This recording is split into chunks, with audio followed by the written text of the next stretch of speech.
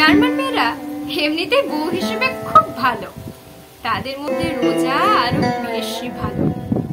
তবে ঠিক কি কারণে দুজন নারী পুরুষের বিচ্ছেদ হয়ে যায় তা অন্যদের পক্ষে বোঝা সম্ভব নয়।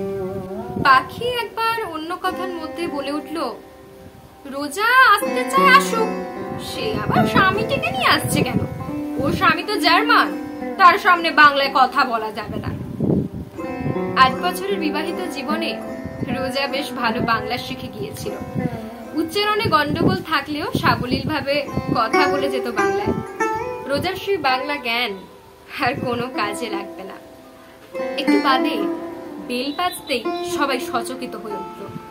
এর মধ্যেই চলে এলো। দরজা খোলার পর দেখা গেল অন্য অতিথি, অনিল আর বাদল। ওরা কলকাতায় থেকে বুক ফেয়ারে যোগ দিতে এসেছে। এখানে ফারুকের আমন্ত্রিত।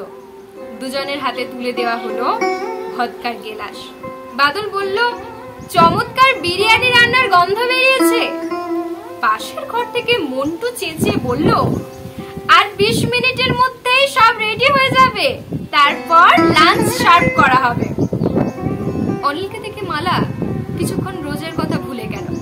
ঢাকায় থাকতেই লেখকের অনেক বই সে পড়েছে, এর কবিতা আবৃত্তি করেছে। সেই লেখক জলজান্ত ভাবে তার ঘরে উপস্থিত।